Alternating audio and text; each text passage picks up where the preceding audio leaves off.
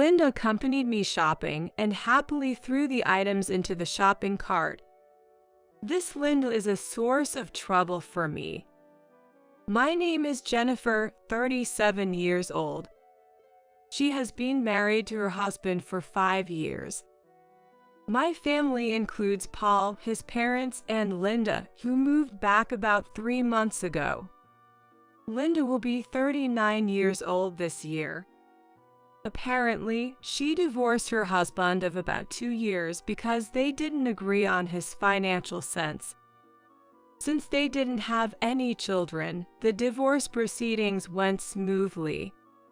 Linda and I first met when I greeted his parents before she married her husband. At the time, she said she was working in the cosmetics department of her department store. She was a beautiful woman with a slender figure, and I enjoyed hearing about her recommended cosmetics and clothes. She looked like she quit her job at the same time as she got married. Just like that, Linda started living with us for about 3 months. After a while, I thought she would go out to work, but there was no sign of her doing so. Linda spends the day lazing around, reading magazines, playing with her smartphone, and watching YouTube. I thought her parent wouldn't warn her to be independent since she's their daughter, but there's no sign. When I asked Paul, he said Linda was special to her parents. Paul's siblings had 1 girl and 3 boys, so Linda was the actual princess in his family. Since she was little, her parents have loved Linda so much that they can't help it.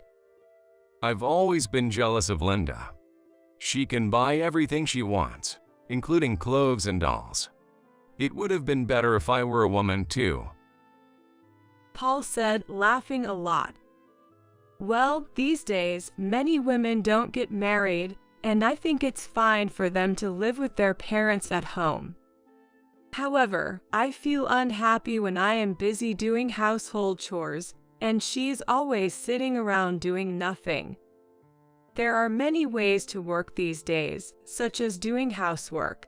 Even if she doesn't have to work full-time, she can work part-time at a convenience store, drugstore, or home. Linda won't do anything. At first, I thought she was healing from the emotional scars of her divorce, but from what I saw, she was probably just tired of working. Jennifer, are you going shopping? Then I'll go too. Linda always follows along when I go shopping, making a happy noise. I'm grateful that she carries my luggage. But I was in even more trouble than that. When she gets to the store, Linda says she wants this and that and keeps adding items to her shopping cart. She looks like a child, throwing items into the basket without looking at the prices. Sometimes we end up over budget, but Linda is entirely indifferent. When I started my part-time job at university, her hourly wage was $1. I fondly remember seeing a $20 lipstick at a drugstore and thinking, if I buy this one, it'll save me money from my part-time job today. So I stopped buying it. Of course, I have the money now, but I still buy it when it's on sale or I get points. Throwing an item into the cart is only possible by looking closely at the price. Then, after she came home, Linda told her mother about it. Don't say unnecessary things to Linda. Don't you think you would buy that much for her? You are a stingy wife. Margaret complained that I had turned down Linda's request. Her 1-month food expenses are split between my parents-in-law and us, but Linda also pays for her food, or she has to pay for what she wants on her own. Shouldn't I buy it? I didn't say anything back, but I was left with an uneasy feeling towards Margaret. And recently, strange things started happening in the house. The first incident involved a pig-shaped piggy bank that I kept on a shelf in my living room. This piggy bank was one that I put coins in when I noticed them, and whenever I had coins, I would put them in there. It had been neglected for several years without regularly checking its contents. The other day, I had to go to the bank, so when I lifted the piggy bank to deposit the coins I had forgotten about, I was surprised to find that it was lighter than I expected. When I took it out, I found that it contained less than a third of the amount I would have saved up until now. I had put in $1 coins many times but found none. Someone stole it. No matter who it is, the most suspicious person in this house is Linda. However, since I didn't know how much money was in the piggy bank, I needed more confidence to pursue it and lost the opportunity to make a statement. Then, one day about a week later, a second incident occurs. Oh, I don't have any money. I looked into my wallet and was stunned. Of the $500 I should have withdrawn from the ATM yesterday, $200 has disappeared from my wallet. I went to the ATM yesterday evening. I immediately went home and left my bag in the living room. I just remembered that I should have used it, or it was a misunderstanding. No doubt, Linda is probably stealing the money. However, it is only possible to say with conclusive evidence. She will be told things like, "You forgot that you took the money and used it, and I'm just messing with you." In the end, I'm sure she'll join her parents-in-law in protesting. In the end, several days passed without consulting anyone, but one day, conclusive evidence came to light. It was an email from the credit card company, and the text said, "The payment was made using your card." When I looked, I saw that the email was sent out yesterday. When I hurriedly checked my wallet, the card was inside. The card was made for some campaign, and I kept it in my wallet and didn't use it much. Linda probably took out my card and made the payment without me noticing. And without me noticing, it was back to normal. Confused, I discussed this matter with Paul that night. That's right. Even if I had a fair fight with Linda and my parents, I'd probably be forced to pay for it. That's right. Should I consult that person about this? When Paul said that, he started talking about a specific strategy. A month later, Lindy and their parents-in-law are having a party in the living room, ordering pizza and side dishes.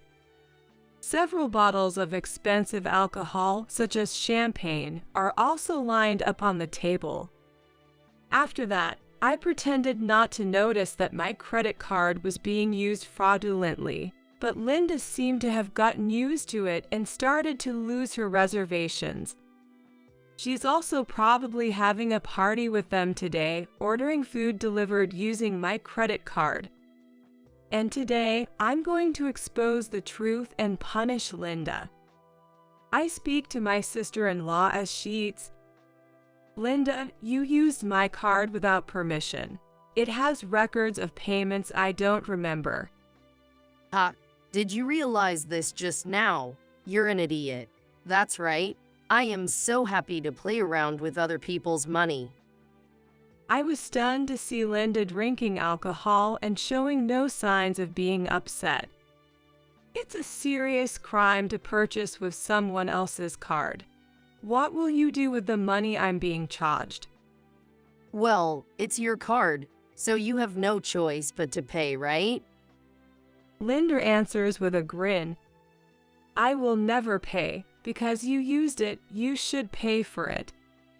Even if you say that, it's probably worse if you don't realize it until it's used. If it's a valuable item, you should take good care of it. The conversation with Linda doesn't go well at all. Margaret, sitting next to her, called out to me maliciously. That's right. Jennifer is a stingy person. Even though you are my brother's wife, you can't think about the situation and say anything in general when you're having fun. When Margaret said this, 3 people looked at me and started laughing. That's right. Jennifer is a stingy person. Even though you are my brother's wife, you can't think about the situation, and you can't say anything in general when we're having enjoy. Linda said something sarcastic just like this. So I said this. Linda, did you check your name? My card is here. Then I took a credit card from my wallet and showed it around. What? Linda looks at her with wide eyes. Then she pulled a credit card from her pocket and checked its name. George Smith, Grandpa. Yes, the name on the card that Linda had belonged to her grandfather, George. In fact, Paul and I could not resolve financial issues with Linda and our parents-in-law on our own, so we turned to George, who is the most knowledgeable about financial issues and is easy to approach. He had been running a company for many years and was highly respected among our family. He is also famous for being very long when preaching, which terrifies them. About a month ago, we went to meet George for a consultation, and in his study room, we talked about this incident. After listening to the story, he said, It's easy to point out fraudulent card use, but that might not help Linda solve the fundamental problem. How much money has been wasted? I'll see if I can do it, and I'll be the one to decide whether it's successful or not. Yes, George and I had cards from the same company, so we secretly exchanged cards. Linda didn't notice this and used it as much as she had wanted for a month. From now on, George will bring the credit card details to our house and the whole family will review them. That's what our plan is all about. Just as Linda and their parents-in-law were surprised to confirm the name on the card, the intercom rang. Hey, come in. I hear a cheerful male voice from the entrance. This voice is my father-in-law. Linda and their parents-in-law were shocked and turned pale at their grandfather's sudden visit. When George stepped into the living room, he called everyone to the room. Okay, everyone is here. I'll check. Parents-in-law, Linda, and all of us gathered around George in the living room. In preparation for this day, George had asked someone at his credit company to mail him his most recent billing statement. George opens the envelope with the credit company logo on it. Linda, who was watching this, became increasingly pale. Parents-in-law also looked at her with worried faces. After cutting the envelope, George unfolded the statement and read it intently. At first, he looked at her strangely. Then his eyes widened and his eyebrows furrowed in surprise. And as I watched, his eyes began to bulge, his forehead gradually turned red, and he took on a demonic appearance. What is this? Why are you using up to the limit? This month's bills alone are over $1.5 million, and you're even using up your cash advance limit. Oh, George, that's... Linda replies in a trembling voice. Branded bags, beauty salons, online shopping, eating out. What are you doing with other people's money? That's because Jennifer told me I could use it. Don't lie. I've heard stories of someone running out of money in their piggy banks and wallets. You probably spent it all. That's because I use a credit card. It's become fun to be able to buy anything. Linda is trying to escape with some excuse. However, you are crazy. A credit card is a debt. It's not a gavel. Because there are people like you who waste money without thinking, it has become a pot for loan sharks. Don't you understand? George scolded Linda harshly. His anger is intense, and he argues that she is withdrawing cash. Apparently, George's card PIN number had been set on his grandson's birthday, and Linda happened to use that number and was able to withdraw his cash. It was if you borrow $1 million at an interest rate of 18%, tell me how much you will pay in total. I don't know. Linda is pathetically cowering and mumbling in front of George. What? You're borrowing money without even being able to do simple calculations. Hey, Kevin, how's your daughter's education going? George also yells at her parents, who are sitting next to Linda. Yes, Dad, I'm sorry. Margaret, you should apologize too. George, I'm sorry.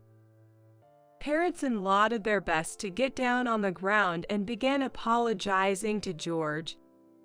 In the first place, I didn't feel responsible for my own daughter's waste.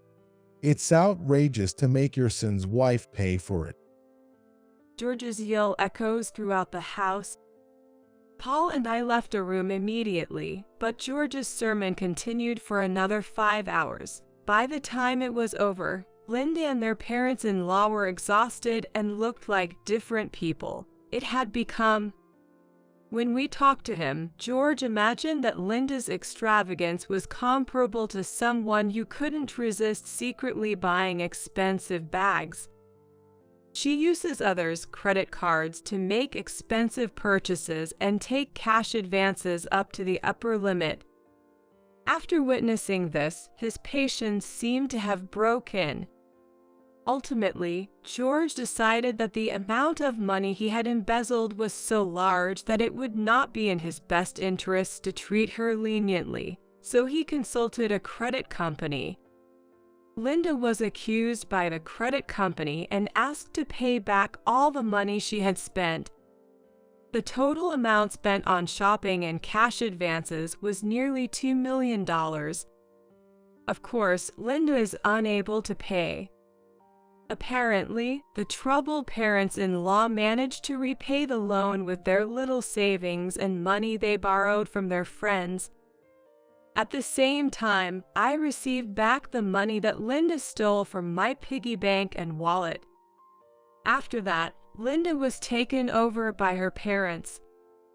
She seems to be living a hectic life to pay back the money, working at a restaurant in the next town at night and doing part-time jobs during the day. It will be tough for Linda, who has been living at her house doing nothing until now, to get used to her work. The parents-in-law also lost their savings for Linda, so they seem to be working part-time as cleaners or security guards. Margaret probably learned a lot from George's mock Sebastian treatment, and after this incident, she no longer made any sarcastic comments towards me. In fact, Margaret seems constantly nervous, afraid that George might notice her and get angry. After this incident, Paul and I moved to another apartment at George's recommendation. I'm building our house, so we plan to move there once it's completed. George introduced us to a banker and a house builder he knew, so we are very happy that we were able to get a new home with a reasonable loan and for less money than I expected. I'm pregnant and will have a child next year, and I'm really looking forward to my new life.